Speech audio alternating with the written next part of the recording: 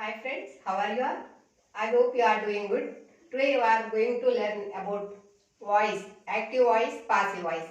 Already I did a video last time in detailed long video. Now I want to clarify you again. Active voice, passive voice. మనం subject importance ఇచ్చి చెప్తే active voice అంటాము. Passive voice అంటే object importance ఇచ్చి చెప్తే passive voice అంటాం. ఈ రెండు రకాలుగాను మనం చెప్పొచ్చు. అయితే దేనికి ఇంపార్టెన్స్ ఇవ్వాలనుకుంటున్నామో అది చూసి మనం ఈ టూ టైప్స్గా మనం ఒక సెంటెన్స్ చెప్పొచ్చు. అయితే కొన్ని పాసివ్ వాయిస్లోనే మాట్లాడవలసిన సందర్భాలు ఉంటాయి. దానికోసమే మనం ఈ పాసివ్ వాయిస్ అనేది నేర్చుకోవాలి. ఎలాగైనా చెప్పొచ్చు అన్నప్పుడు ఇంకెందుకు పాసివ్ వాయిస్ అని యాక్టివ్ వాయిస్ అని సెపరేట్గా నేర్చుకోవడము అని అనుకుంటే కొన్ని వర్డ్స్ అయితే మనం పాసివ్ వాయిస్లోనే చెప్పాల్సి ఉంటుంది. దానికోసము మనం ఈ స్ట్రక్చర్ అనేది ఖచ్చితంగా నేర్చుకోవాలి. ఓకేనా ఫ్రెండ్స్?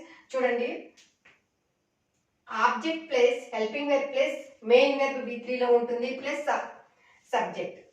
పాసివ్ వాయిస్లో స్ట్రక్చర్ సింటాక్స్ అనేది ఇట్లా ఉంటుంది. ఓకేనా? మళ్ళీ object plus helping verb be forms, కొన్ని వాటికి ఏం చేస్తాము బీ ఫార్మ్స్ యాడ్ చేస్తాము plus main verb would be always V3. Main verbs always V3లోనే ఉండాలి ప్లస్ సబ్జెక్ట్. మనకి స్ట్రక్చర్ అనేది ఇట్లా వస్తుంది. చూడండి, సబ్జెక్ట్ ఆబ్జెక్ట్ గా మారుతుంది, హెల్పింగ్ వెర్బ్ లానే ఉంటుంది. అయితే సబ్జెక్ట్ ఏంటనే దాన్ని బట్టి మనం హెల్పింగ్ వెర్బ్ చేంజ్ చేయాల్సి ఉంటుంది. మెయిన్ వెర్బ్ అనేది మెయిన్ వెర్బ్ V3గా మారుతుంది. బై అనే ప్రిపోజిషన్ యాడ్ చేస్తాము, ఆబ్జెక్ట్ సబ్జెక్ట్ గా మారుతుంది. సెకండ్ ఆబ్జెక్ట్ ఉంటే సెకండ్ ఆబ్జెక్ట్ గానే ఉంటుంది, సింపుల్ గా చెప్పాలంటే. ఇంకా పాసివ్ వాయిస్ లో మనం సింపుల్ ప్రెజెంట్ లో ఉందనుకోండి, am is are. Active voice simple present లో ఉంటే పాసివ్ వాయిస్ లో సింపుల్ ప్రెజెంట్ వర్డ్ సెంటెన్స్ ఎట్లా చేస్తాము, యామ్ ఈజ్ ఆర్ యాడ్ చేస్తాము. పాస్ట్ సింపుల్ అయితే వాజ్ వర్ యాడ్ చేస్తాము. Future simple and modal verbs ఉన్నాయనుకోండి, బీ ఫామ్ యాడ్ చేస్తాం. Be forms. మోడల్ వెర్బ్స్ అంటే can, could, will, would, shall, should, may, might, ఇవి modal verbs. Will, shall కూడా modal వెర్బే, దానికి బీ యాడ్ చేస్తాము. అదే యాక్టివ్ వాయిస్ కంటిన్యూస్ లో ఉందనుకోండి, am, is, are, was, were plus ING form వచ్చిందంటే కంటిన్యూస్ టెన్స్ కదా. కంటిన్యూస్ టెన్స్ అంటే బీయింగ్ అనేది మనకి గుర్తు రావాలి. అంటే ఇక్కడ ఫ్యూచర్ సింపుల్ మోడల్స్ లో బీ యాడ్ చేస్తాము. కంటిన్యూస్ టెన్స్ ఏదైనా సరే బీయింగ్ యాడ్ చేస్తాము, బీయింగ్ ఇన్ బీ ఫామ్. అలాగే ప్రెసెంట్ అండ్ పాస్ట్ పర్ఫెక్ట్ లో బీయింగ్ యాడ్ చేస్తాము. అంటే present perfect and past perfect ఉన్నప్పుడు బీయింగ్ యాడ్ చేస్తాము. ఒక సెంటెన్స్ యాక్టివ్ వాయిస్ లో present perfect and past perfect లో ఉన్నప్పుడు బీన్ అనే బీ ఫామ్ యాడ్ చేస్తాము. అంటే ఒక సెంటెన్స్ సింపుల్ ప్రెసెంట్ లో ఉన్నప్పుడు బీ ఫామ్ అనేది ఆర్ రూపంలో ఉంటుంది. అలాగే సింపుల్ పాస్ట్ లో ఉన్నప్పుడు బీ ఫామ్ అనేది వాజ్ వర్ గా ఉంటుంది. ఫ్యూచర్ సింపుల్ అండ్ మోడల్స్ లో బీ ఫామ్ అనేది బీ రూపంలో ఉంటుంది. ప్రెసెంట్ అండ్ పాస్ట్ కంటిన్యూస్ లో బీయింగ్ అనేది బీ ఫామ్ అనేది బీయింగ్ రూపంలో ఉంటుంది. ప్రెసెంట్ అండ్ పాస్ట్ పర్ఫెక్ట్ అయితే బీ ఫామ్ అనేది బీయింగ్ రూపంలో ఉంటుంది, అంతే. ఐ అనేది మీగా మారుతుంది, ఈ అనేది హిమ్ అవుతుంది. మీ వస్తే ఐ అవుతుంది. మళ్ళీ హిమ్ ఉంటే ఈగా మారుతుంది, షీ హెర్ గా మారుతుంది, హెర్ ఉంటే షీగా మారుతుంది. ఉయ్ ఉంటే అజ్ మారుతుంది. చూడండి, పాసివ్ లో. యాక్టివ్ లో ఉయ్ ఉందనుకోండి అజ్ గా మారుతుంది. అదే యాక్టివ్ లో అజ్ ఉంటే ఉయ్గా మారుతుంది. చూడండి, పాసివ్ లో దే ఉంటే యాక్టివ్ లో పాసివ్ లో దెమ్ గా మారుతుంది. అదే దెమ్ యాక్టివ్ లో ఉంటే పాసివ్ లో దేగా మారుతుంది. ఇట్ గానే ఉంటుంది, యు గానే ఉంటుంది, నేమ్స్ గానే ఉంటాయి, చేంజెస్ ఏమీ ఉండవు. ఇప్పుడు ఎట్లా వస్తాయి సెంటెన్స్ అనేది చూద్దామా. చూడండి, యాక్టివ్ వాయిస్ లో my father advises me. My father advises me. Advises అనేది ఎందుకు వచ్చింది? సింపుల్ ప్రెసెంట్ లో సింగులర్ సబ్జెక్ట్స్ కి విఎస్ అంటే వెర్బ్ కి ఎస్ చేర్చుతాం కాబట్టి అడ్వైజెస్ మీ అని వచ్చింది. My father advises me. ఇది యాక్టివ్ సెంటెన్స్. దీనికి మార్చాలంటే ఏం చేయాలి? ఈ మీ అలా ఐ, ఇక్కడ ఏదైతే ఆబ్జెక్ట్ ఉందో ఇది ఆబ్జెక్ట్ కదా, మీ ఆబ్జెక్ట్, సబ్జెక్ట్. మై అనేది మై ఫాదర్ అనేది సబ్జెక్ట్, మై ఫాదర్ సబ్జెక్ట్, ఇది వెర్బ్, మెయిన్ వెర్బ్. ఇప్పుడు ఏం చేయాలి? ఆబ్జెక్ట్ సబ్జెక్ట్ గా అవ్వాలి కాబట్టి మీ అలా ఐగా మారింది. చూడండి, మై ఫాదర్ అనేది ఆబ్జెక్ట్ గా, ఇక్కడ మై ఫాదర్ సబ్జెక్ట్ అలా ఆబ్జెక్ట్ గా మారింది, ఆబ్జెక్ట్ అయింది. ఇక్కడ బి ఫామ్ అనేది యామ్ రూపంలో ఉండింది, దానికి మెయిన్ వెర్బ్ V3 యాడ్ చేసాము. చూడండి, ఇది be form am advised, I am advised by my father, by my father, by my father. I am advised by my father.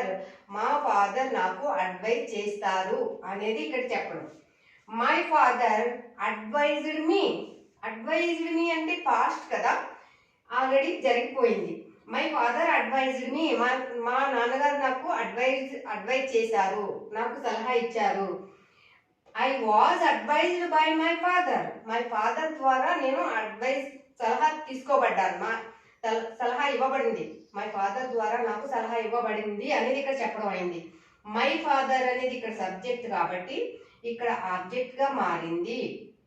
Advised అనేది ఇక్కడ ఇది పాస్ట్ టెన్స్ లో ఉంది కదా, మెయిన్ వెర్బ్ కాబట్టి వాజ్ అనేది ఇక్కడ చేర్చడం జరిగింది. వాజ్ ఎందుకు? ఐకి వాజ్ వస్తుంది కాబట్టి ఐ వాజ్ అడ్వైజ్డ్. మళ్ళీ ఇక్కడ వెర్బ్ అనేది వి రూపంలోకి చేరింది.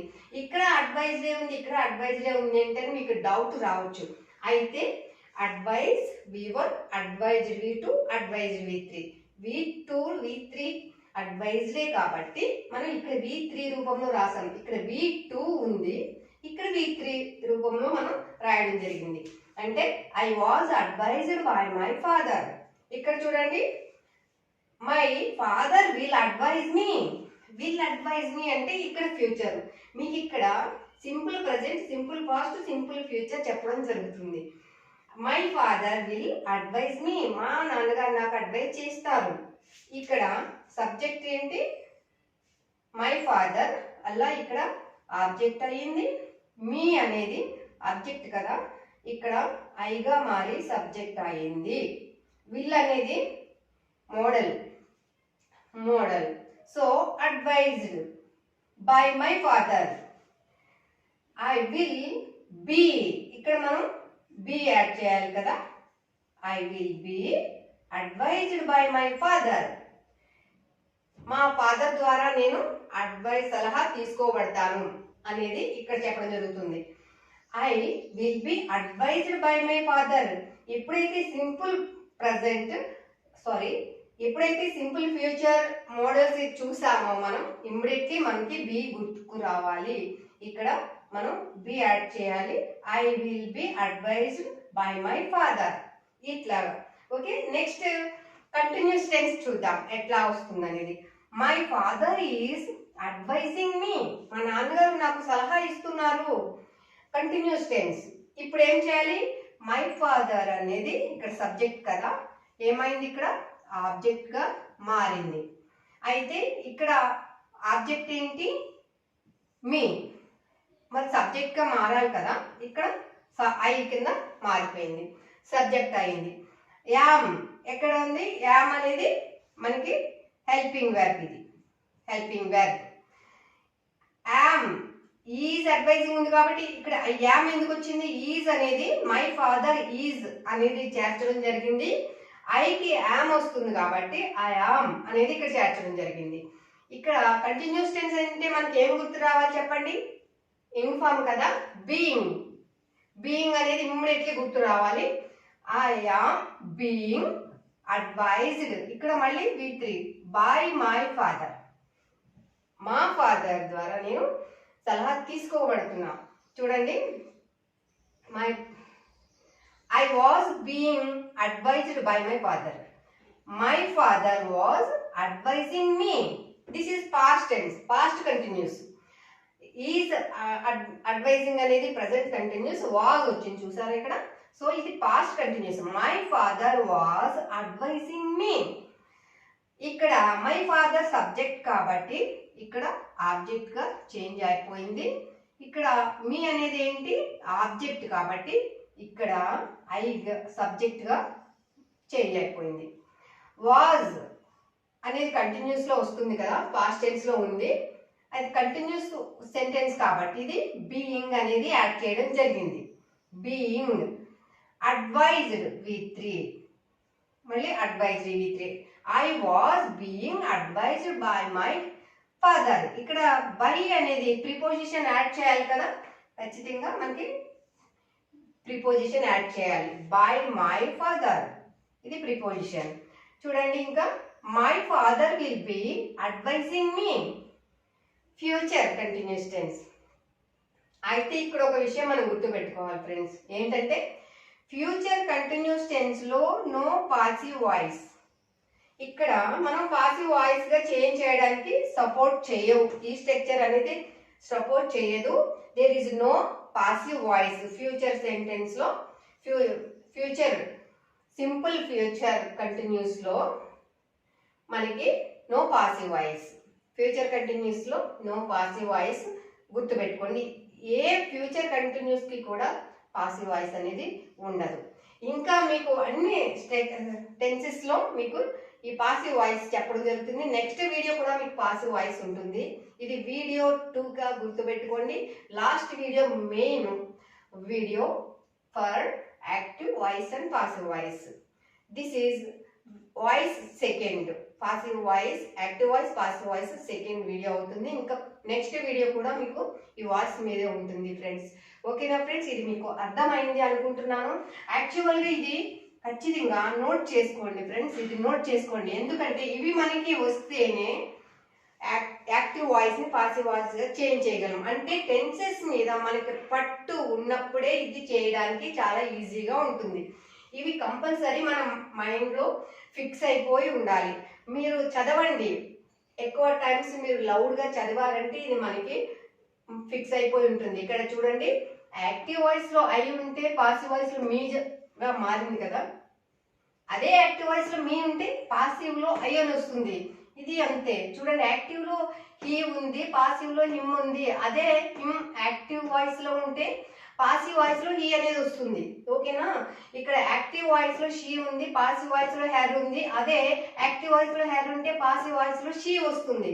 ఇక్కడ చూడండి, యాక్టివ్ వాయిస్ లో వి ఉంది, పాసివ్ వాయిస్ లో అజ్ ఉంది. అదే యాక్టివ్ వాయిస్ లో అజ్ ఉంటే పాసివ్ వాయిస్ లో వి వస్తుంది. అలాగే యాక్టివ్ వాయిస్ లో దే ఉంది, పాసివ్ వాయిస్ లో దెమ్ ఉంది. అదే యాక్టివ్ వాయిస్ లో దెమ్ ఉందనుకోండి, పాసివ్ వాయిస్ లో దే వస్తుంది. అంతే. ఇంకా ఇట్ గానే ఉంది, యూ గానే ఉంది. నేమ్స్ గానే ఉంటాయి. There is no any changes. ఓకేనా, ఈ విషయం గుర్తుపెట్టుకొని ఇవి చక్కగా బుక్ లో రాసుకోండి ఫ్రెండ్స్. ఓకేనా, ఇది మీకు చక్కగా అర్థమైందని నేను అనుకుంటున్నాను. Thank you so much for watching this video. తప్పకుండా లైక్ చేయండి, అలాగే మీ ఫ్రెండ్స్ కి షేర్ చేయండి. Please like, share, subscribe. Thank you.